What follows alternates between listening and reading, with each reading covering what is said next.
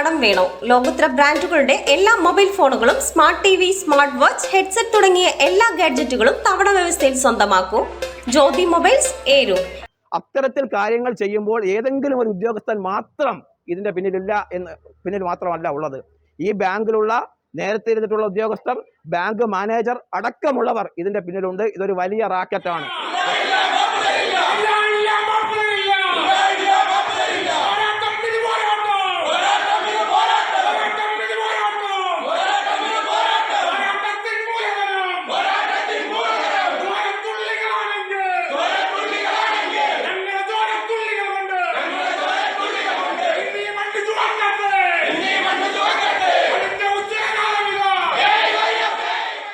South Indian bank Eroor ബ്രാഞ്ചിൽ നടന്ന ലക്ഷങ്ങളുടെ വെട്ടിപ്പിന് പിന്നിൽ വൻ റാക്കറ്റ് എന്ന് AIYF ആരോപിച്ചു. കരാർ ജീവനക്കാരൻ നടത്തിയ തട്ടിപ്പിൽ സമഗ്രമായ അന്വേഷണം വേണമെന്നും പണം നഷ്ടമായ മുഴുവൻ ആളുകൾക്കും മുഴുവൻ പണവും ബാങ്ക് നൽകണമെന്നും ആവശ്യപ്പെട്ട AIYFന്റെ നേതൃത്വത്തിൽ ബാങ്കിലേക്ക് പ്രതിഷേധ മാർച്ച് സംഘടിപ്പിച്ചു. ഏരൂർ പാർട്ടി ഓഫീസ് പടിക്കൽ നിന്നും ആരംഭിച്ച മാർച്ച് ടൗൺ ചുറ്റി ബാങ്കിന് മുന്നിലെത്തിയതോടെ പോലീസ് തടഞ്ഞു. പോലീസും പ്രവർത്തകരും തമ്മിൽ അല്പനേരം ഉന്തും തള്ളും നടന്നു.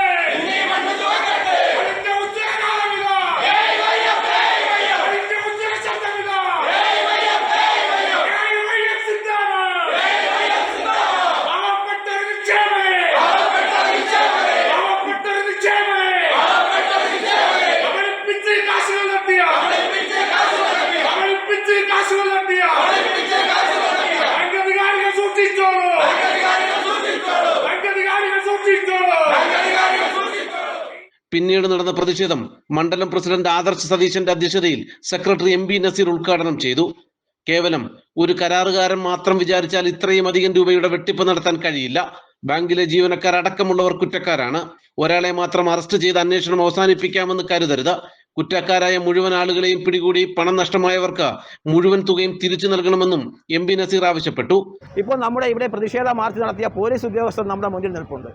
പോലീസ് എന്ന് പറയുന്നത് ക്രമസമാധാനവും ജനങ്ങളുടെ ജീവനും സ്വത്തിനും ഒക്കെ അവർ സംരക്ഷണം നൽകുന്നവരാണ്. എന്നാൽ വളരെ മാതൃകാപരമായി പ്രവർത്തിക്കുന്ന പോലീസുകാരെ ഉൾപ്പെടെ അതിൽ ഏതെങ്കിലും ഒരു പോലീസ് ഉദ്യോഗസ്ഥൻ അവൻ്റെ സ്വന്തം കാര്യം മാത്രം, ആ ഉദ്യോഗസ്ഥൻ്റെ സ്വന്തം കാര്യവും ഈ സമൂഹത്തിനോട് അർപ്പണബോധവും ഇല്ലാതെ പ്രവർത്തിക്കുമ്പോൾ ആ മൊത്തം ഡിപ്പാർട്ട്മെന്റിന് പേരുദോഷം ഉണ്ടാവുകയാണ്. ഞാൻ അതാണ് സൂചിപ്പിച്ചത്.